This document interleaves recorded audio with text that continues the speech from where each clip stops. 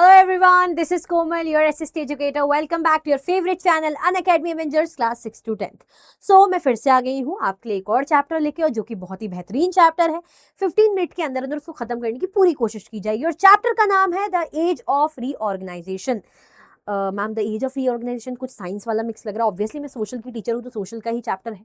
यहाँ पे बोला जा रहा है एज ऑफ रीऑर्गेनाइजेशन, मतलब कैसे कैसे जो एम्पायर्स बने हुए थे उनका स्ट्रक्चर चेंज हो रहा था, है ना. मतलब कभी कोई एम्पायर रूल कर रहा था, फिर उसको हरा के दूसरा राजा, फिर तीसरा राजा, ऐसे चीजें चलती रही, है ना. तो यही हम समझने वाले हैं द एज ऑफ रीऑर्गेनाइजेशन में कि कैसे कैसे क्या होता है. Mauryan emperor was assassinated around 185 BCE by his commander in chief Pushyamitra Shunga. Mauryan dynasty थी, है ना. इससे पहले वाले चैप्टर में हमने पढ़ा था. अब यहाँ पे क्या होता है, जो लास्ट मौर्यन एम्परर थे उनके गवर्नर जनरल थे या कमांडर इन चीफ थे, सॉरी. तो उन्होंने क्या करा, जिनका नाम क्या था, पुष्यमित्र शुंग, उन्होंने राजा को मार दिया. भाई जब राजा वीक हो जाता है, राजा की इतनी पॉपुलैरिटी नहीं रहती है, और जो अगर कमांडर इन चीफ वो इतना ज्यादा नॉलेज हो जाता है उसको, और लगता है कि मैं रूल करूंगा, अब लालच भी आ जाता है ना, कि लगता है राजा काम का नहीं है, तो उन्होंने मार दिया. कब की बात है, 185 BC. This led to a breakup of the empire. अब भाई जब इतना बड़ा एम्पायर, उसका राजा ही मर गया, तो धीरे धीरे एम्पायर ब्रेक होने लग गया.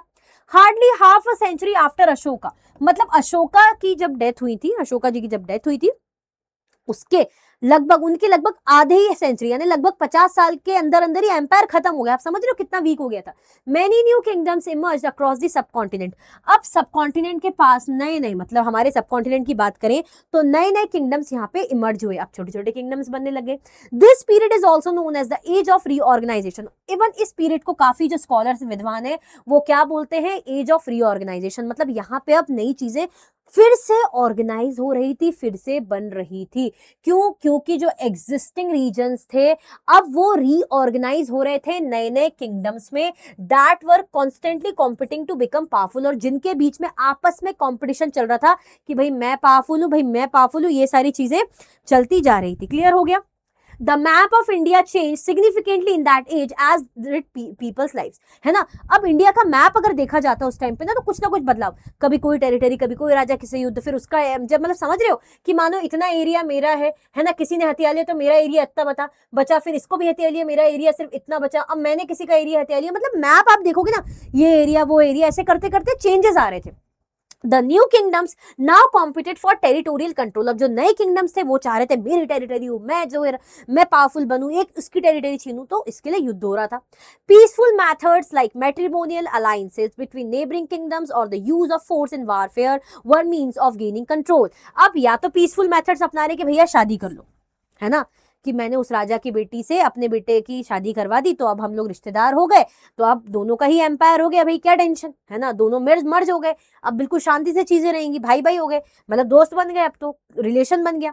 या तो वॉर करके, या तो फोर्सफुली अटैक कर दिया, युद्ध हो गया, अब जो जीता हारा वो उसकी किस्मत, और इस तरीके से कंट्रोल लेने लग गए. तो बेसिकली यहां पर कंट्रोल पाने के लिए, अपनी टेरिटरी को एक्सपांड करने के लिए अग्रेसिवली कंपटीशन राजाओं के बीच में हो रहा था, जिसके चलते आप देखोगे कि नए किंगडम, पुराने किंगडम हट के नए किंगडम से मर्ज हो रहे थे, रीऑर्गेनाइज हो रहे थे, और पॉलिटिकल मैप चेंज होता जा रहा था. क्लियर हो गया बच्चा, स्क्रीनशॉट लेते चलना.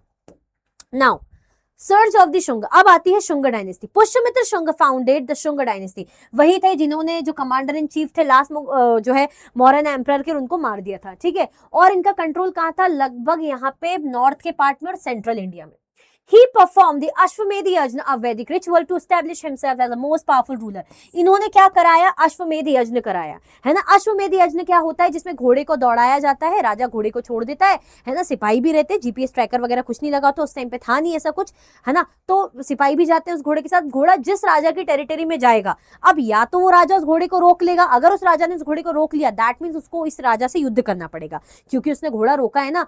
हारा जीता फिर बात की बात है. अब जिसने उस घोड़े को नहीं रोका, अपनी टेरिटरी में जाने दिया, गुजरने दिया, तो यानी उस राजा ने इस राजा की सोवरेंटी, जो है स्वाधीनता को स्वीकार कर लिया कि भैया हाँ मैं आपके सामने अब नतमस्तक हूं, अब मैं आपके अंडर हूं, है ना. तो इस तरीके से ये लोग पावरफुल बनते थे. तो यही पुष्यमित्र शुंग ने किया. The Shungas patronise literature, art and architecture. अगर हम बात करें जो शुंग डायनेस्टी के लोग थे, उन लोग को जो है लिटरेचर है ना, साहित्य कला, आर्ट, आर्किटेक्चर है ना, इसको काफी इन्होंने ग्रो करा है। जैसे बहरूद स्तूपा जो प्रेजेंट मध्य प्रदेश में, ये इन्हीं के द्वारा बनवाया गया है ना, क्योंकि होता है ना जैसे राजा महाराजाओं को शौक होता है चीजों का। ये देखिए इस तरीके से कुछ आर्ट आर्किटेक्चर आपको देखने को मिलेंगे। ठीक है, चलो द सतवाहनास, उसके बाद आते हैं Satavahana dynasty.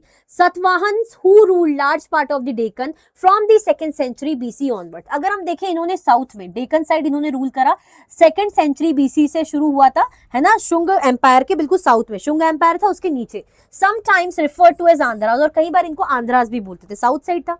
There empire largely comprised of present day Andhra Pradesh, Telangana and Maharashtra. मतलब कौन सा प्रेजेंट डे एरिया इनका एम्पायर कवर करता था, तो प्रेजेंट डे आंध्र प्रदेश को लगा लो, तेलंगाना भी लगा लो, महाराष्ट्र भी लगा लो, है ना, और अलग अलग कैपिटल भी बनी हुई थी उनकी। तो मतलब इतना बड़ा एम्पायर था उस जमाने में।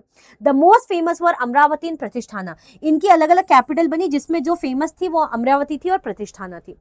Trade and commerce appear to have flourished in the Satavahana kingdom. अब सतवाहना किंगडम में खास बात क्या थी कि इस टाइम पे जो है ट्रेड वेड बहुत अच्छा था, ट्रेड कॉमर्स मतलब व्यापार वगैरह अच्छा हो रहा था, जिसके कारण ट्रेड व्यापार अच्छा होगा, पैसा आएगा तो वेल्थ होगी, एम्पायर ग्रो ही करेगा, है ना।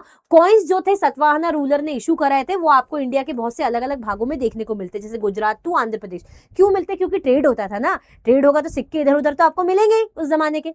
Economic prosperity and relatively peaceful political period facilitate to development of literature, art and culture. अगर देखा जाए तो समृद्ध थे, आर्थिक तौर पे पैसा वैसा अच्छा था, इकोनॉमिक प्रॉस्पेरिटी और पीसफुल पॉलिटिकल पीरियड था, मतलब कोई ऐसा बहुत ज्यादा लड़ाई झगड़ा ऐसा नहीं है, पीसफुल तरीके से सब जो है राजनीति चल रही, सब रूल कर रहे हैं प्रॉपर तरीके से। इसके कारण जो है आप देख सकते हो लिटरेचर में ग्रोथ हुई, आर्ट में, कल्चर में, है ना, इनकी संस्कृति को बढ़ावा मिला, which the Satavahanas made significant contribution, जिसमें हम देख सकते हैं कि सतवाहन्स का बहुत अच्छा रूल था। तो मतलब इकोनॉमिकली भी अच्छे थे, ट्रेड कॉमर्स अच्छा हो रहा था, आर्ट आर्किटेक्चर लिटरेचर हर चीज में एक अच्छा एम्पायर माना जाता है। ठीक है, क्लियर हो गया। चलो kingdoms and life in the south. अब किंगडम्स जो थे और जो साउथ के थे, जैसे जो चोल्स थे, चेरास थे, पांड्यास थे, है ना, तो ये बड़े ही इंपॉर्टेंट किंगडम माने जाते हैं, साउथ के बड़े ही फेमस किंगडम्स माने जाते हैं।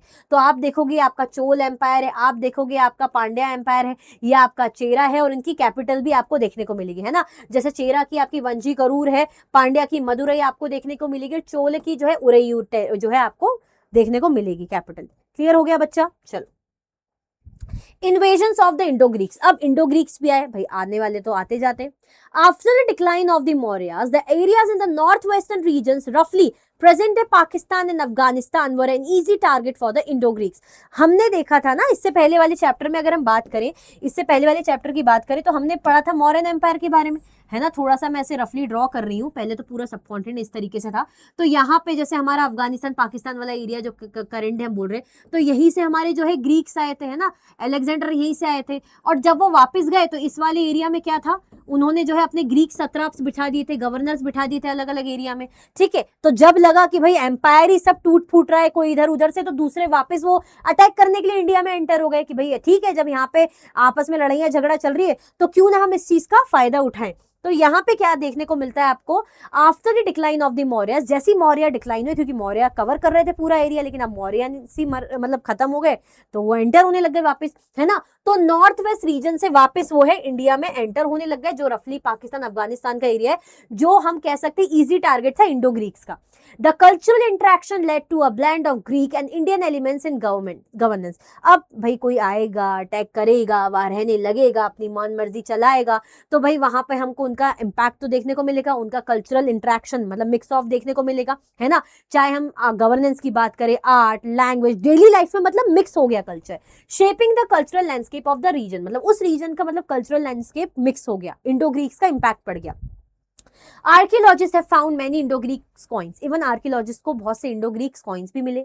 The ruler of the Indo-Greeks ended with the invasion of the Indo-Scythians और शाकस. अब इनका रूल कब खत्म हुआ, जब इंडो-साइकेटियंस आए यानी शाकाज आए, उन्होंने इनके रूल को खत्म किया। यही तो होता है, एक राजा रहता है, रूल करता है, पीक होता है, उसके बाद फिर दूसरा राजा आता है, यही सारी चीजें चलती रहती हैं। ठीक है बच्चे, ये देखो ये हेलिडोरस जो है पिलर है नियर विदिशा, तो ये इंडो ग्रीक मिक्स ऑफ उनका जो है आपको आर्ट जो है हम कह सकते हैं स्कल्पचर देखने को मिलेगा, आर्किटेक्चर जो हम कह सकते हैं, स्कल्पचर बोल रही हूँ मैं। चलो the emergence of the Kushans, अब कुशान्स की बात की जाती है तो Kushans originally from central Asia, जो कुशान्स थे ये कहाँ से थे, ये बेसिकली सेंट्रल एशिया से थे, मध्य जो है एशिया से थे। Entered India probably in the second century C, ये कब इंडिया में एंटर हुए, लगभग सेकंड सेंचुरी सी के टाइम पे एंटर हुए। This famous headless statue of king Kanishka, ये जो हेडलेस स्टैच्यू है ना जहां पे आपको हेड नहीं दिख रहा, ये किंग कनिष्का का है। Probably the most powerful ruler of the Kushan dynasty, Kushan dynasty के इनको पावरफुल रूलर माना जाता था most. The Brahmi inscription on the statue reads महाराजाधिराज देवपुत्र Kanishka, that is the great king, king of kings, son of god Kanishka. मतलब यहाँ पे क्या बोला जा रहा है, इनके मतलब एक नाम कि महाराजाधिराज है ना, राजाओं के भी राजा है ना, सन ऑफ गॉड देवता के बेटे है ना, इस तरीके से राजाओं के लिए उपाधि यूज की जाती थी।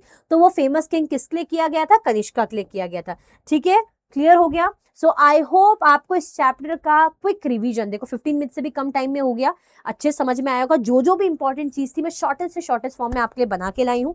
तो थैंक यू सो मच। तो आपसे बस यही रिक्वेस्ट है बेटा, लाइक कर दीजिएगा, शेयर करना और कमेंट करके जरूर बताना, और चैनल को सब्सक्राइब करना तो बिल्कुल भी मत भूलना, क्योंकि ऐसी ओपी सीरीज आपको अदर सब्जेक्ट की और अदर चैप्टर्स की भी आएगी। ठीक है, और साथ में अनअकैडमी के बैचेस पे ऑफर्स भी चलते रहते हैं, तो आप क्या कर सकते हो, उन ऑफर्स को ग्रैब करने के लिए, डिस्काउंट पाने के लिए मेरा कोड KG09 का यूज कर सकते हैं। सो इसी तरीके से हम मिलेंगे नेक्स्ट चैप्टर के साथ। Thank you so much for watching.